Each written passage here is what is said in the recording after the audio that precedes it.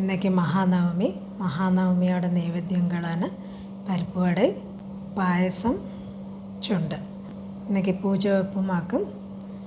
பூஜை வைப்போட ஸ்பெஷல் நைவேத்தியங்கள் எப்படி பண்ணுறது பார்க்கலாம். ஆദ്യം பாயசம் எப்படி பண்ணுறது பார்க்கலாம். இதுக்கு நான் சம்பா பச்சரிசியாக்கு எடுத்திருக்கேன். இது இல்லாட்டன்னா பச்சரிசி எடுத்துங்க. ஒரு கிளாஸ் சம்பா பச்சரிசி நன்னா அலம்பி அதில் 4 கிளாஸ் ஜலம் விட்டு குக்கரில் வச்சு ஒரு 6 விசில் ப்ரெஷர் குக்கர் பண்ணி எடுத்திருக்கேன். அந்த ஒரு கிளாஸ் அரிசிக்கு 2 ഗ്ലാസ് ശർക്കരയിൽ 1/4 ഗ്ലാസ് ജലം വിട്ട് നന്നായി ഉരുക്കി അതും കൂടെ ഇതുപോലെ അരിച്ചെടുത്താൽ തന്നെ അതിലുള്ള എന്തെങ്കിലും കല്ലുണ്ടാകുന്ന അത് മാറിക്കിടക്കും. എന്നിട്ട് നന്നായി തിളച്ചതിന് ശേഷം അവൾക്ക് എത്ര തേങ്ങ ആഡ് பண்ணணுமோ அந்த தேங்காயை போட்டுக்கலாம். ഒരു 3/4 കപ്പ് തേങ്ങ போட்டிருக்கேன். തേങ്ങ போட்டு അത് നന്നായി ഒന്ന് തിളച്ച് വരുമ്പോൾ നമ്മൾ വെന്ത് വെച്ചിരിക്കുന്ന ചാത്തയും കൂടെ പോട്ട് നന്നായി വരണ്ട് വറുത് വരെ ഒരു മീഡിയം തീയിൽ നമുക്കത് വരട്ടി എടുക്കണം. നെയ്യ് കൂടുതൽ വേണം എന്നുള്ളവൾക്ക് കൂടുതൽ നെയ്യ് വിടലാം.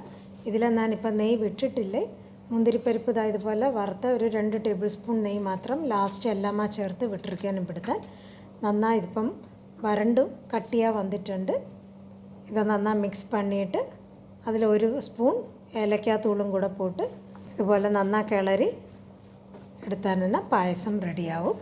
ഇതുപോലെ കട്ടിപ്പായസം ചാതം നമ്മൾ കുക്കറിൽ വേവിക്കുന്നതിന് പകരം ഇതുപോലെ തന്നെ വാനിലയിൽ വെള്ളം ഒരു 6 കപ്പ് വെള്ളം വിട്ട് അരിശിയെ പോട്ട് വേവിച്ചാൽ പോരും. അത് കഴിഞ്ഞ് വെള്ളം ഉരുക്കിനത്തെ ചേർത്താൽ പോരും. എപ്പടി വേണമെന്നാലും இந்த പായസം பண்ணலாம். ബാക്കി വന്നിരിக்கிற മുന്തിരിപ്പരിപ്പ് വെച്ച് അലങ്കരിക്കല. ഇനി കടലച്ചുണ്ടൽ എപ്പടി பண்ணுறது பார்க்கலாம். അതിൽ കറുത്ത കടലയെ രാത്രി ഉമിഴ വെച്ചിട്ട് നന്നായി വാഷ് பண்ணி കുക്കറിൽ വെച്ച് നന്നായി വെന്തെടുക്കരുത്. 5-6 വിസിൽ. അതൊക്കെ താളിപ്പായിട്ട് 1.5 ടേബിൾ സ്പൂൺ എണ്ണയിൽ കടുകും കാഞ്ചമുളകും പോട്ട് കടുക് വെടിച്ച് കഴിയുമ്പം കരിവേപ്പിലയും ആവശ്യത്തിന് എരിവുള്ള പച്ചമുളകും പോട്ട് കായപ്പൊടിയും പോട്ട് വേണമെന്ന് 1/2 ടീസ്പൂൺ കുരുമുളക് പൊടിയും പോട്ടുക്കലാം. അതിൽ കടലയെ പോട്ട് നന്നായി ഇളക്കി ഒരു 3 മിനിറ്റ് ആവി കയറ്റിയെടുക്കലാം. ആ തേവയ്ക്കകത്ത് ഉപ്പും കൂടെ പോട്ടിട്ട് അത് ഉപ്പ് എല്ലാത്തിലും നന്നായി പിടിച്ച് കഴിഞ്ഞ് അതിൽ അവൾക്ക് എത്ര വേണമോ ടേസ്റ്റിക്ക് അതുക്കനുസരിച്ച് തേങ്ങയെ പോട്ടുണ്ടാൽ പോരും. തേങ്ങയും പോട്ട് 2 മിനിറ്റ് ചിന്ന തീയിൽ വേവിച്ചെടുത്തതിനാൽ അതോടെ அந்த പച്ചമണം മാറി കിടക്കും. കടലച്ചുണ്ടൽ റെഡി. ഇനി അടുത്തത് പരിപ്പ് വട எப்படி பண்ணுறது பார்க்கலாம். அதுக்கு மட்டர் வடப்பരിപ്പാക്കും എടുത്തിരിക്കാൻ രാത്രി ഓവർനൈറ്റ് സോക്ക് பண்ணி വെച്ചിട്ടാൽ പോരും. അതിലൊരു 2 ടേബിൾ സ്പൂൺ അല്ല 1 ടേബിൾ സ്പൂൺ പച്ചരിശിയും കൂടെ போட்டு നല്ല മുരിമുര കടக்கிறதுக்காக പച്ചരിശിയും കൂടെ போட்டிருக்கேன். அது நல்லா வாஷ் பண்ணி நல்லா குதிர்ந்திருக்கு பருப்பு. நல்லா வாஷ் பண்ணி அந்த വെള്ളം നന്നാ തോരறதுக்கு അരിപ്പയില വെച്ചിട്ടാൽ പോരും. ഒരു പിടി ഇതുപോലെ പരിപ്പ് മാറ്റി വെച്ചിക്കരുത്. എന്നിട്ട് ബാക്കിയുള്ളത് നമുക്ക് കൊഞ്ചം കൊറന്ന് അരച്ചെടുത്തിട്ടാൽ പോരും. അതൊക്കെ എരിവുക്ക് തേവയാണ് പച്ചമുളകും കാഞ്ചമുളകയും ഒരു കഷ്ണം ഇഞ്ചിയും അതാദ്യം ചതച്ചെടുക്കലാം. എന്നിട്ട് എന്താ പരിപ്പ് കൊഞ്ചമായി എടുത്ത് 2 ചുത്തിനാൽ പോരും. അപ്പം വഴുമൂണ അരയാതെ ഒന്ന് തരിതരാന്ന് അരച്ചെടുത്തിട്ടാൽ പോരും. ഇതുപോലെ അപ്പോൾ വടപ്പരിപ്പ് കടക്കല്ലേന്നുണ്ടെന്നാൽ വടപ്പരിപ്പിക്ക് പകരം കടലപ്പരിപ്പ് എടുത്തിട്ടാൽ പോരും. കടലപ്പരിപ്പ് തന്നെ ഒരു 5 മണിക്കൂർ കുതിർത്ത് വെച്ചാൽ പോരും. വടപ്പരിപ്പ് തന്നെ 6-8 മണിക്കൂർ കുതിർത്ത് വയ്ക്കണം. എല്ലാം ഇതുപോലെ ചതച്ചെടുത്തിട്ട് നമ്മൾ ഒരു കൈ എടുത്ത് വെച്ചിരിக்கிற அந்த പരിപ്പും കൂടെ ആഡ് பண்ணരുത്. എന്നിട്ട് അവൾക്ക് ടേസ്റ്റിക്ക് അനുസരിച്ച് എത്ര വേണമോ ഇപ്പം 1 ടീസ്പൂൺ കായപ്പൊടി,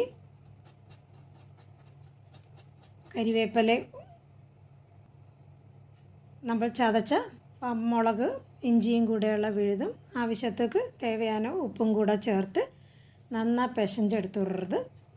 നന്നായി പിശഞ്ച് അതിൽ പിന്നെ ജലമൊന്നും ചേർത്തിടപ്പെടാതെ നമ്മൾ പരിപ്പ് അരയ്ക്കുമ്പോഴും ജലം വിടപ്പെടാതെ ഇതുപോലെ നന്നായി കൂടി വട പണർത്തുകൊള്ള കറക്റ്റ് കട്ടിയിൽ നമുക്ക് കടച്ചിട്ടുണ്ട്. ഇതാ ഉരുട്ടിയെടുക്കാൻ മുടിയേറതുണ്ട്. അത് വട പണ്ണറത്തേക്ക് ആദ്യം കയ്യിൽ കൊഞ്ചം ജലം ഇതുപോലെ തേച്ചിട്ടിട്ടാൽ പോരും. എണ്ണ തേച്ചിക്കണ്ട. എന്നിട്ട് ചിന്ന ഒരു എലുമ്പച്ചമ്പഴം സൈസിൽ ഉരുള എടുത്തിട്ട് ഇതുപോലെ തട്ടിയെടുത്തിട്ടാൽ പോരും. നടുഭാഗം ரொம்ப கட்டியாவாதைக்கு தட்டி எடுங்க. അപ്പോൾ എല്ലായിടവും ഒരുപോലെ വെന്ത് കിടക്കും. അപ്പോൾ എണ്ണ ചൂടാച്ചാൽ പാക്കറത്തുക്ക് ചിന്നൊരു കഷ്ണം മാവ് പോട്ടാന്നെ ഇത് മാവ് പൊങ്ങി വരണം. അതന്നെ കറക്റ്റ് ചൂടാക്കും എണ്ണ. അതിൽ വട ഇതുപോലെ തട്ടിപ്പോട്ടിട്ടാൽ പോരും. മീഡിയം തീയിൽ വെച്ചിട്ട് നമുക്ക് വട പണിയെടുത്താൽ തന്നെ നല്ല മുരുമുരാന്ന് കിടക്കും. എത്ര എണ്ണ വെച്ചിരിക്കുകയുള്ളൂ അതനുസരിച്ച് വട പോട്ടിട്ടാൽ പോരും. ഇതിപ്പോൾ കൊഞ്ചം എണ്ണയായതുകൊണ്ട് ഞാൻ ഒരു ബാച്ചിൽ 5-6 വട താൻ വെച്ചിരിക്കും. മീഡിയം ഫ്ലെയിമിൽ തിരിച്ചും മറിച്ചും പോട്ട് ഇടയ്ക്കിടയ്ക്ക് ഇതുപോലെ തിരുപ്പി പോട്ടിട്ടാൽ പോരും. നല്ല ബ്രൗൺ നിറം ആവറത് വരെ പൊരിച്ചെടുത്തിട്ടാൽ പോരും. തീ കൂട്ടി വയ്ക്കപ്പെടാതെ. അപ്പം ബ്രൗൺ നിറമാനാലും ഉള്ളു വെന്തിരിക്കാതെ. അപ്പം നന്നാ വെന്തിരിക്ക്. നല്ല കളറും നമുക്ക് കിടച്ചിരിക്കും. നല്ല ബ്രൗൺ കളർ ഇതുപോലെ ആകുമ്പോൾ നമുക്കത് കോരി മാറ്റിയെടുത്ത് വെച്ചിട്ട് ബാക്കിയുള്ള വടയും ഇതുപോലെ പണിയെടുക്കൽ.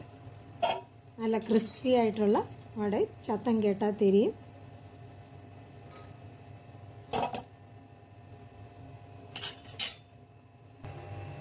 இப்போ எடுத்து பார்த்தான்னா நல்ல முறான்னு இருக்குது. அது பொட்டிக்கிறதுக்கு തന്നെ கொஞ்சம் கஷ்டப்படணும். അത്ര ക്രിസ്പി ആയിട്ടുള്ള വടയാക്കും.